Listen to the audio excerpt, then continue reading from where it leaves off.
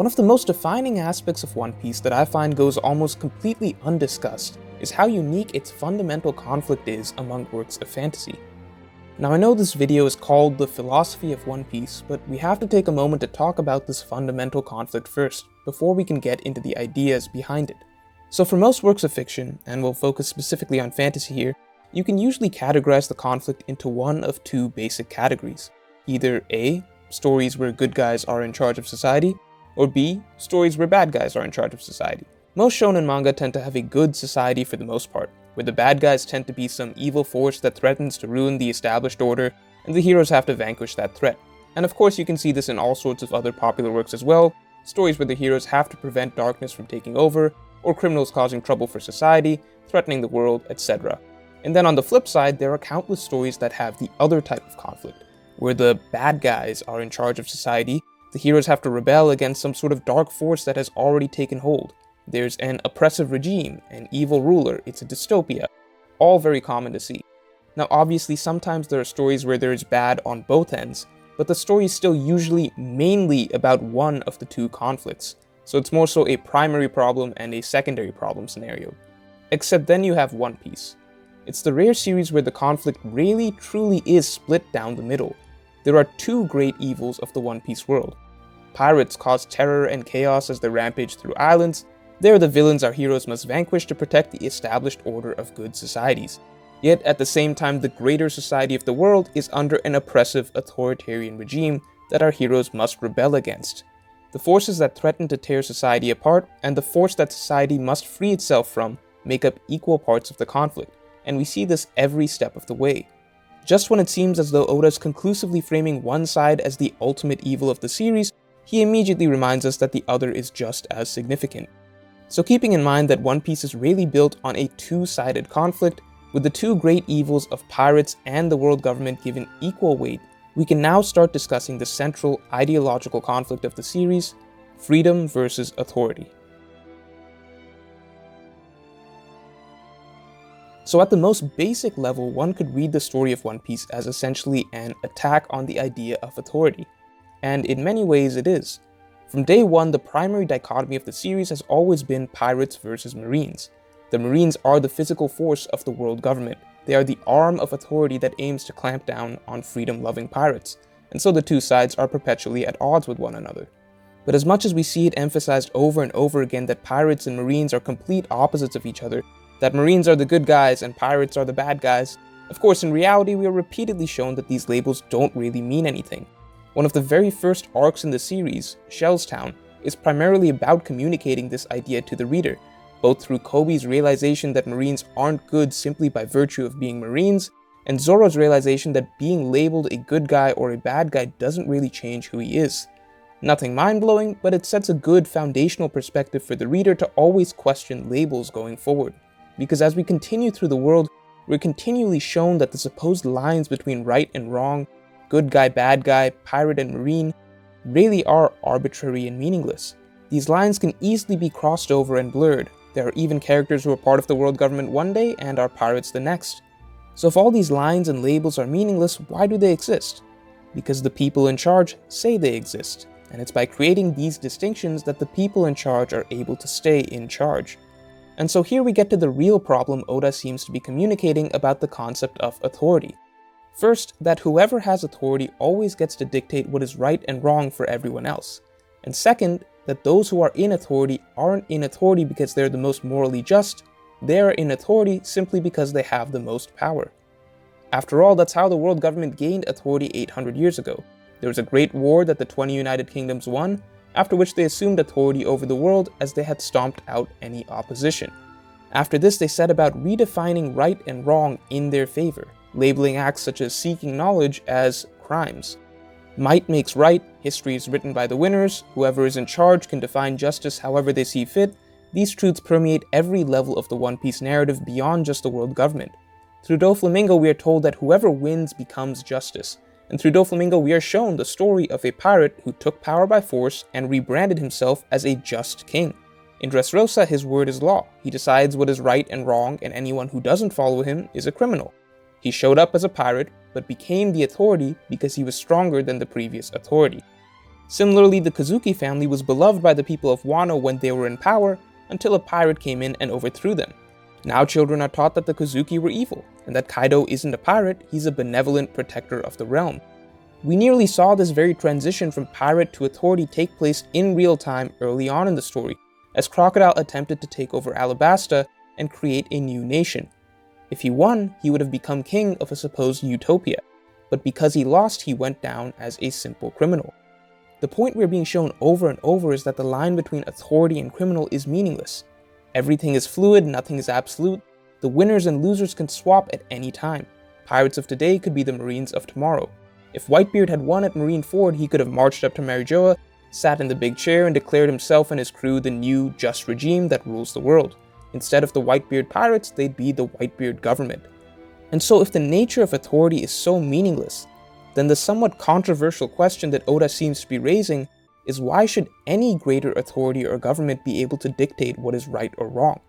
Simply having authority doesn't indicate inherent moral justness, and there is always reason to question why a given authority is in power in the first place.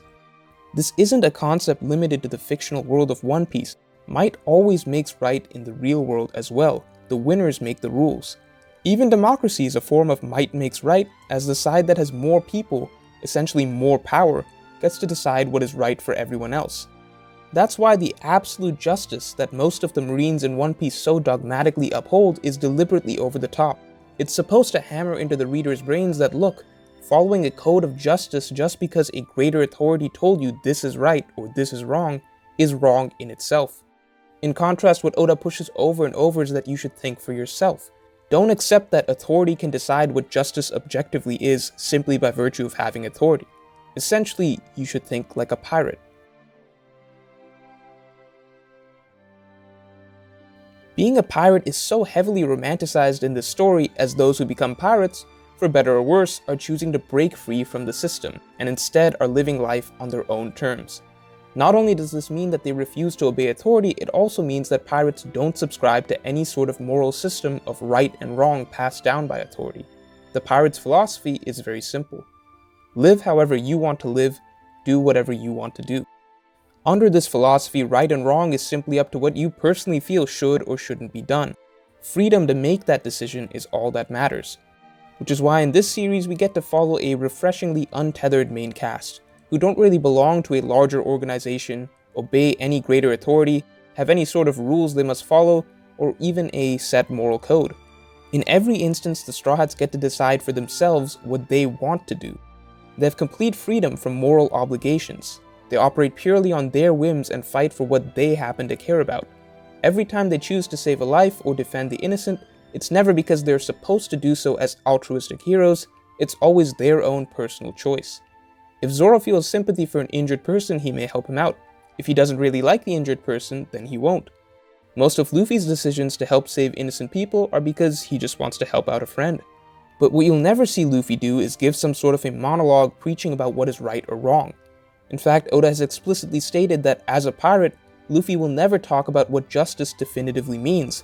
But at the same time, the point is that by having a character like Luffy exist in contrast to those who preach about justice, Oda is able to show the reader that every form of justice has an opposite type of justice.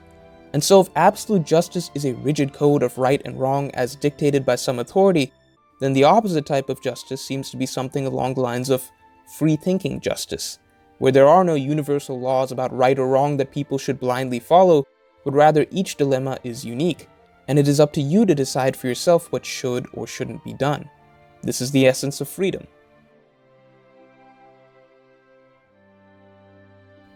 However, stepping back for a moment, this pirate's mentality of not allowing any authority to tell you what you can or can't do, or what you should or shouldn't do, this mentality of basically do whatever you want and don't let anyone control you, that's an insanely dangerous philosophy in the real world. An attitude that would be characterized as terribly selfish in reality is romanticized in the series through the Straw Hats. But when we look beyond the Straw Hats, we can see how problematic the pirate's mentality actually is. Consider a blatantly evil character such as Big Mom. The way she lives her life and the way Luffy lives his life are essentially the same. They both do whatever they want and refuse to compromise, it's just that Luffy's whims tend to lead to generally benign actions, whereas big moms obviously don't. If all that matters is your will, your whims, what you want to do, what you think is right or wrong, then that's clearly going to cause problems for others. What if you think an entire race should be subservient to yours? What if you don't really care what happens to the rest of the world and just want to incite violence for fun? Essentially, the trick that Oda used to get away with presenting the pirate's mentality in such a positive light was, step 1, create an overly exaggerated oppressive force that is literally the government of the entire world that goes so far as to prevent individuals from even seeking knowledge. Step 2, have a set of main characters who fly in the face of this because they do whatever they want, with no regard to what is supposedly right or wrong or what is allowed or not. It's impossible for the reader not to root for these characters who operate entirely on what they feel like doing. Just like that, we're bought into the pirate's mentality. And the fact that Oda was able to make this fairly controversial idea of always doing whatever you want on your terms, an ideal that readers actually embrace while reading the story, is one of his most impressive and underrated feats as an author. The reality that he skillfully makes us forget throughout the series is that at the end of the day, the Great Pirate Era is in fact one of sheer anarchy and terror. When everyone has this pirate's mentality of doing whatever they want, chaos reigns supreme. And so that the reader fully understands both sides of the problem, Oda structures the story in a way that initially, we understand that pirates are bad. Then as the story progresses, he focuses more and more on challenging the idea of authority, building up the government as this terrible oppressive force, and making the reader come to celebrate our free-minded heroes for refusing to let anyone tell them what to do, so that by the time we approach the halfway mark of the story, the pirate's mentality is pretty much held on a pedestal as this great thing. Freedom is always great, doing whatever you want is great. And then we hit the Marineford saga, where Oda really starts framing the world government as the worst of the worst, setting them up to execute one of our favorite characters, introducing the world nobles, showing us the terrible things they do to prisoners, really getting us pumped up to see Luffy, the pirate, the embodiment of freedom, lead a revolution against this authority, until finally Oda brings things full circle and gives us a reality check, pointing out that hey, what Luffy's doing right now is really damn terrible as well. The pirate's mentality of doing whatever you want is about to lead to some horrific consequences for a lot of innocent people, because when you unleash hundreds of pirates who are going to do whatever they want, a lot of them are going to want to do some really bad things. As much as the world government is built up to be this terrible authority, what would happen if it were to be destroyed? What would a world filled with pirates who do whatever they want be like? Nothing more than a state of nature. So which is worse, absolute authority or anarchy? This dilemma presented to us partway through the Marineford saga is really made clear at its climax, which is essentially the conclusion to the first half of the story. In this page, Oda captures the essence of the conflict of One Piece by showing us the worst of both worlds. On the top we have Akainu on a brutal rampage, raving about justice as he mercilessly mows down people who are trying to flee. Below we get a depiction of the very evil that he is referring to, a pirate who does in fact want to destroy everything. We see a desire for absolute order and a desire for absolute anarchy depicted on the same page. In a way, Akainu is correct about the evils of piracy. Just look at what is going on in the panel below him. Yet at the same time, Akainu's cruel actions in the pursuit of absolute justice makes him just as bad as the pirates he despises. Similarly, we could say that Blackbeard is almost justified in wanting to destroy everything and tear Marineford to the ground. Just look at what is going on in the panel above him. This entire arc, we've seen the Marines as oppressors who would execute a son for the sins of his father. We wanted to see this oppressive government taken down. But looking at Blackbeard as he gleefully proclaims he will destroy it all, we can't help but think, not like this. Essentially, extreme Marines like Akainu view the world in black and white, and believe in destroying every individual who threatens the order of the world. On the flip side, Blackbeard tells Hannibal that the world isn't so black and white, that there's no point to trying to establish an absolute right or wrong, and so Blackbeard would happily tear down the oppressive symbol of order that is Marineford. Ironically, Blackbeard wanting to do so justifies Akainu's view of the world, and so the cycle completes itself. Even considering the tragedy of Ace's death in general, what was this meant to show us? Who was the villain in all this? The oppressive authority that executed him? Or the lawless pirate who created the entire conflict to suit his own desires? But then was it the existence of the oppressive authority that led to the birth of the lawless pirate? The bottom line is that there are shades of grey to everything. The world government is certainly oppressive, but there are still plenty of good Marines who legitimately fight for what's right because the world needs order. At the same time, pirates stand for freedom, but the fact is that plenty of them are outright evil people who would cause destruction. It all depends on how things are framed. Readers like the idea of freedom over authority, but then readers also probably prefer the idea of order over anarchy. So what is the answer to all this? I think a lot of readers are under the impression that One Piece preaches freedom as the answer above all else. And in a way it does, but the point I'm making is that there is also another layer that Oda is trying to communicate about the dark side to freedom as well. The pirate's mentality isn't inherently good. The type of person behind that mentality matters as well. Yes, every time Luffy tears down authority, he creates a new land of pure, honest freedom. But on the other hand, Blackbeard's hedonistic, lawless paradise is also a type of freedom, and it shows what a more traditional brand of pirate would bring to the world if he tore down all authority.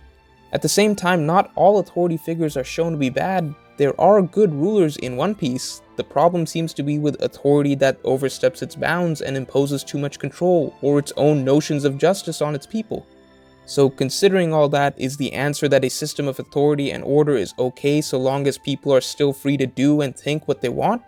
And if people should be free to do and think what they want, then is the difference between the Straw Hats' pure freedom and Evil Pirate's version of freedom that the Straw Hats never impose their will on others? That they do what they want without forcing anyone else to do anything? That does seem to be the gist of what Oda is getting at, and a world where everyone is free to do and think what they want without anyone forcing their will upon anyone else would probably be an ideal world, but the problem of course is that this type of world would be impossible in reality.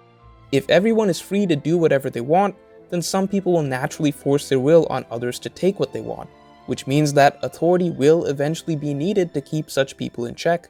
And authority comes from having the most power, and so ultimately the force that has the most power will end up dictating right and wrong for everyone else. And so we're right back at the start of the problem discussed towards the beginning of the video. Basically, the ideal world Oda imagines is nothing more than a dream. But maybe that in itself is the point. At the end of the day, One Piece is a dreamlike story about dreams. And so while the narrative is framed around a moral dilemma that has no real-world solution, this entire 1000-chapter epic seems to be building towards a climax that is meant to show us a vision of what a dream world would look like where this moral dilemma is solved. Videos like this one take dozens of hours to finish, and I can take the time to do this thanks to you, my viewers, because you like and share my videos, and support me on Patreon. If you like what I'm doing, please consider becoming a patron. Benefits include access to my Extended Thoughts podcast and voting on video topics.